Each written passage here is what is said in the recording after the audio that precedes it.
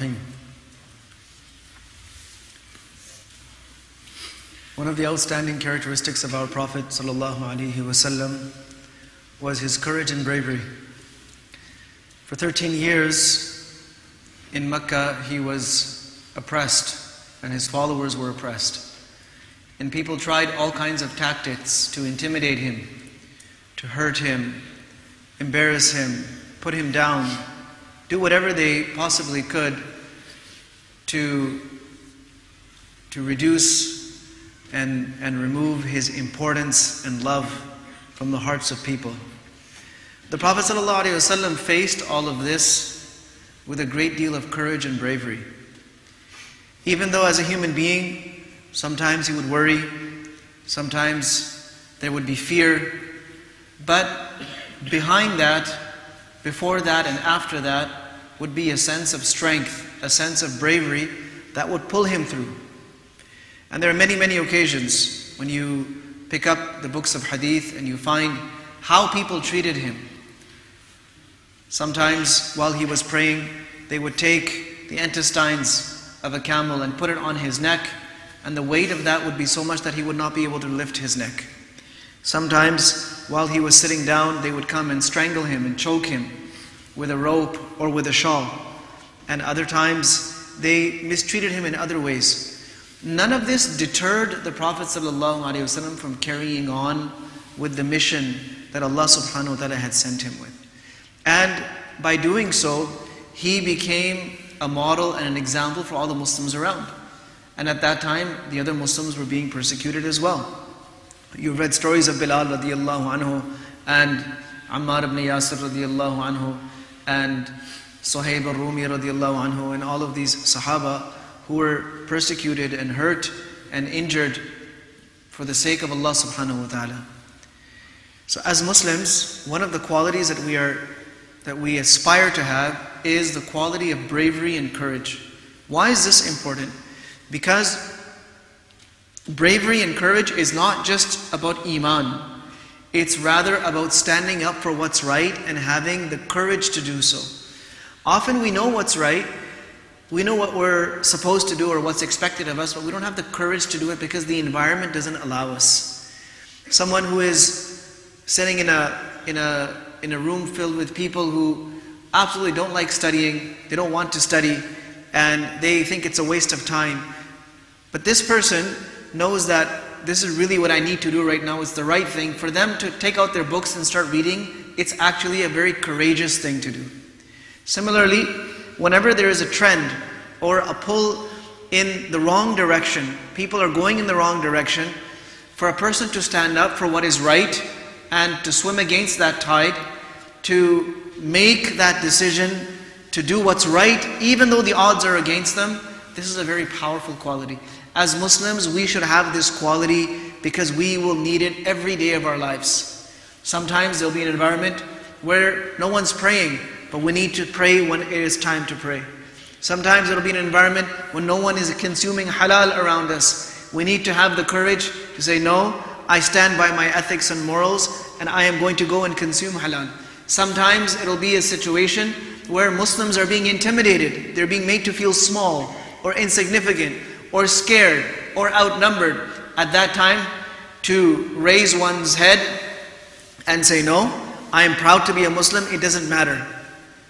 All of these are necessary qualities. The Prophet ﷺ himself had these qualities. You've read the story where he was resting and his sword was hanging on a tree. They were coming back from a journey. And while the Prophet ﷺ is resting, a man comes and takes his sword off of the tree and hangs it over the Prophet ﷺ's head.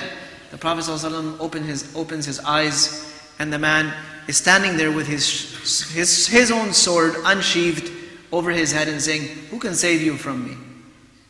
It's a very dangerous situation. This person has unsheathed sword, he's standing over your head and he's ready to kill you, and you're saying, who's going to save you from me?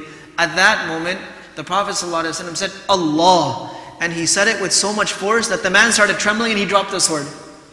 Then the Prophet ﷺ picked up the sword and he asked him, so who's going to save you from me? He says, please don't hurt me. And then the Prophet ﷺ said that, so are you going to accept Islam? He said, no, I'm not going to accept Islam, but I do promise you that I will never fight against you, and I won't support people that fight against you. So the Prophet ﷺ let him go. He didn't threaten him that, no, well, I have the sword, you better accept Islam, otherwise. He said, no, it's okay, you go. That's good enough. But that bravery and that courage, where did it come from? First, the faith that Nabi ﷺ had in Allah subhanahu wa ta'ala. If Allah doesn't want me to be harmed, there is no power in the world that can harm me. And if Allah wants to help me, if Allah subhanahu wa ta'ala wants to assist me, people around me can't do anything. But if Allah wants me to be harmed, then there's nothing that can save me.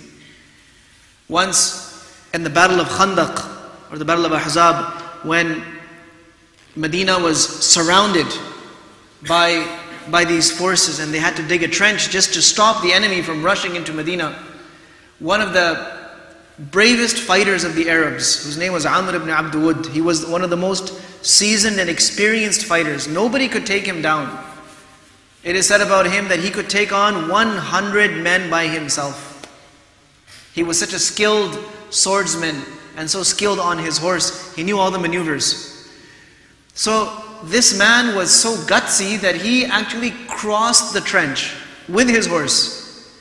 And he started insulting the Muslims. Look at you cowards. Is there anyone to challenge me? Is there anyone who can take me on? Is there anyone? So Ali radiallahu anhu wanted to stand up.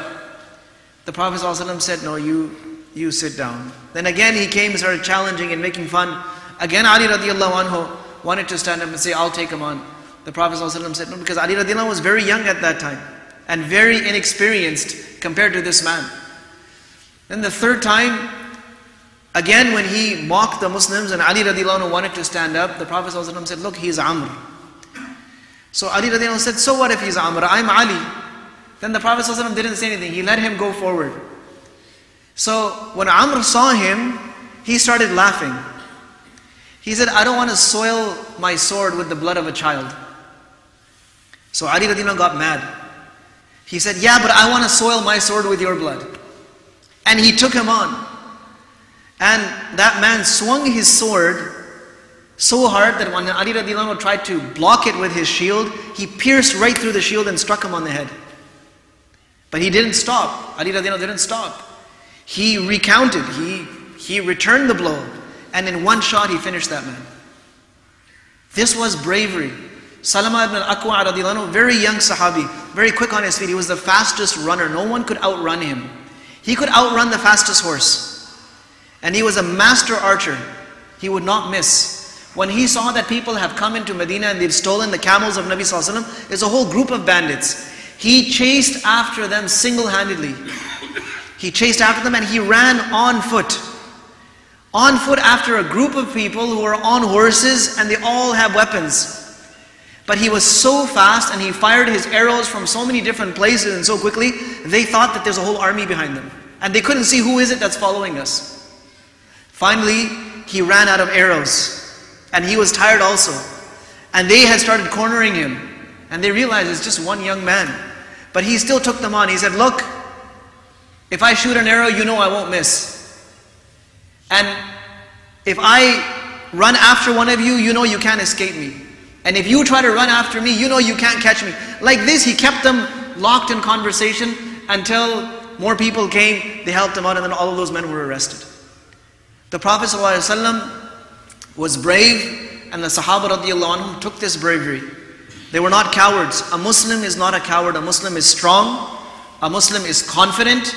And a Muslim will do what it takes to stand up for what is right.